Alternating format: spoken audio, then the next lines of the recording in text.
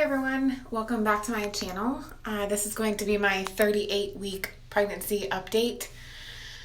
So let's just get started.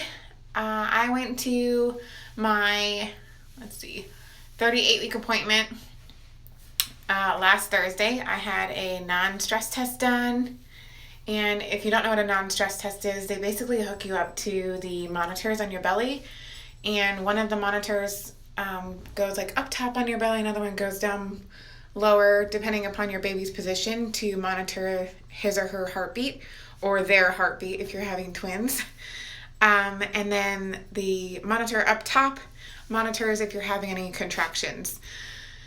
So during that appointment, I did have several contractions, but they weren't anything that were significant and alarming to send me to labor and delivery. But she did, pass her non-stress test.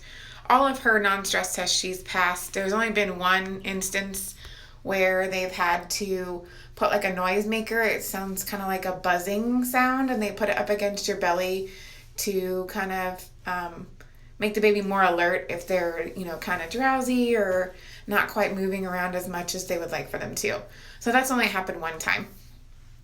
But other than that, she's always been very active, and her heartbeat and everything sounds great. She usually measures in anywhere between the 140 to 160 range. It just depends on how active she is, and sometimes what I eat before or drink before we go into the appointment.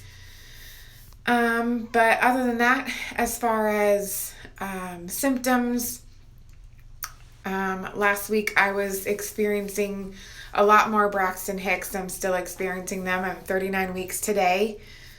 Excuse me. I have another appointment today. I'll have a non-stress test and also another pelvic check where they'll do a cervical check to see if I'm dilated or effaced anymore. As you guys know, during my 37-week appointment, I wasn't very favorable is what they consider it if you're not dilating. I was only 50% effaced. So that was still to be said true last week as well. Nothing has changed. I'm still only 50% effaced.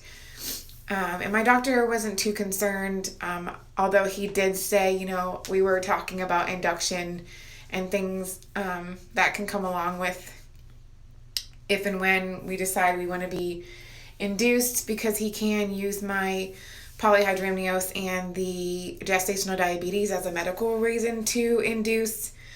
But after talking with my husband about it, we were planning on maybe inducing this week, but it really just depends on how today's appointment goes. If my cervix hasn't changed, I really don't want to rush her coming out if she's not ready, because I'd rather not have to have a C-section if I can prevent it. Obviously, if I have to have one, I have to have one, but I'd rather try and let labor happen on its own rather than forcing it.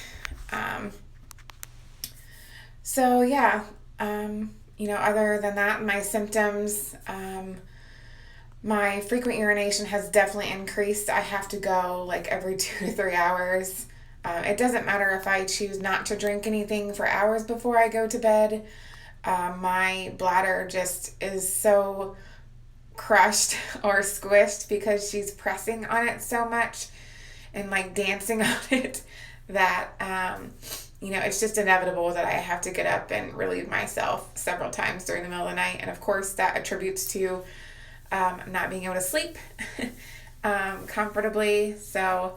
And it seems every time I get up and flex my stomach muscles or, any type of movement that's strenuous, it throws me into a contraction. So most of the time, there are not like normal contractions where they last for a long period of time. They usually last for like maybe 1 or 2 minutes at most. Sometimes they're like 30, 40 seconds, but it really just depends on her position and I guess, what I'm doing when I go into having contractions.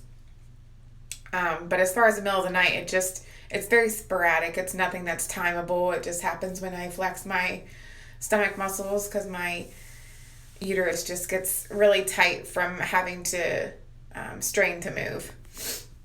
But as soon as I go to the restroom, it pretty much dissipates and goes away. So I was in labor and delivery twice last week. The first time was, I believe it was last Friday or Thursday. Last Friday.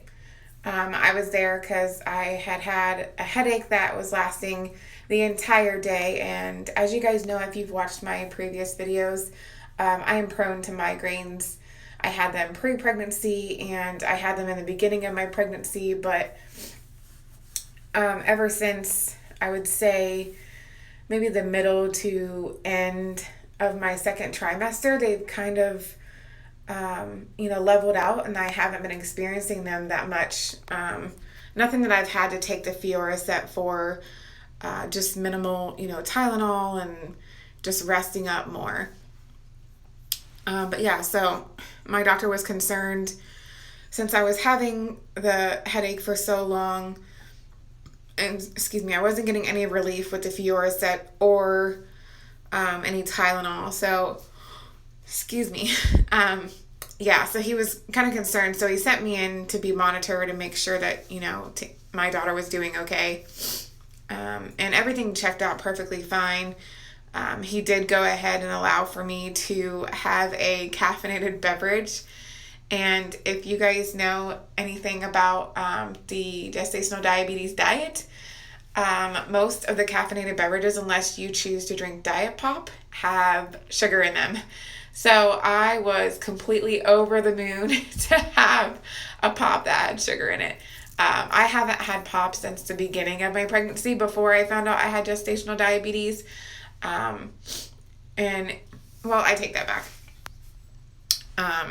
There's been a couple of times where my husband and I have gone to like Wendy's and they have cherry Coke, and I'll have a couple sips of that with whatever I'm eating. But for the most part, I am strictly water. So it was kind of nice to have that change in beverages. So as short-lived as it was. But yeah, so other than that, I'm still treating my acid reflux or heartburn. I'm not getting it as much, but I think that's attributed to this week my belly dropping, and you guys will see that in the near future in this video. But I still take a Zantac daily, and sometimes I'm, taking 2 TUM tablets at nighttime because I'm only allowing myself just to have 1 Zantac during the day, even though it says you can have 2. I'm trying not to pump my system full of a bunch of medications since, I already take a thyroid medication and, everything else. The prenatals, which I know aren't obviously causing any harm, but I just don't want to overload my system with a bunch of medication if I can prohibit it. But yeah, other than that, I still don't have any food aversions. I never really have this entire pregnancy. There's only been like certain smells, like cigarette smoke, just a bunch of different smells. I know I'm really I'm a lot more sensitive to smells. I can smell things a lot more, whether they smell bad or smell good, or if they normally smell good, I think they smell bad. It's just I have a lot more of a stronger sense of smell. And that's been throughout my pregnancy. I've always had a strong sense of smell, even before pregnancy, but it's obviously heightened, just like a lot of other senses during your pregnancy. But I'm not really having any food cravings. Yeah. Oh, so I guess I would be eating a lot more. I'm a lot more hungry. So that's another symptom that's going on. But yeah, I don't really have much else to share. Like I said, today we're having another non-stress test, so we'll see how Tamsin is doing.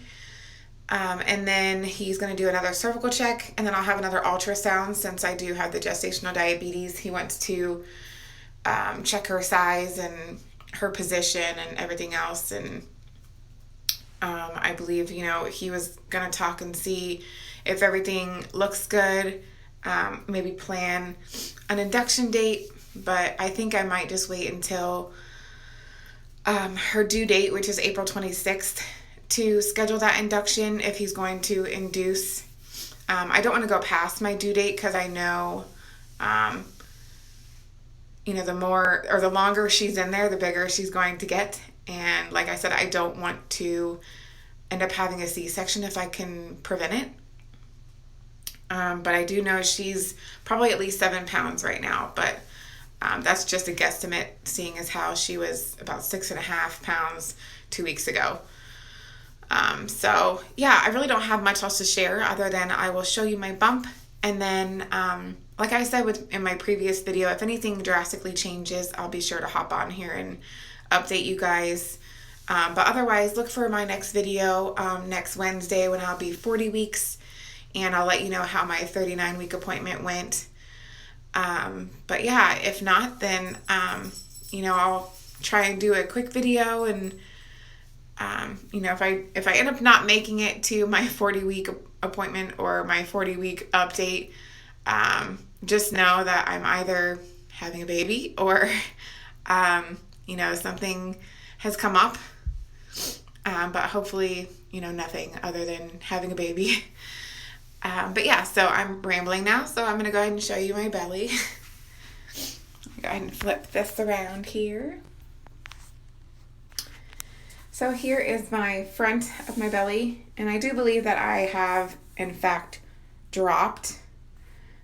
A lot of people have said that my belly has dropped, several weeks ago, but I think I've officially dropped now. And you'll be able to see it a lot better when you see my bare belly. But there's from this side and the other side.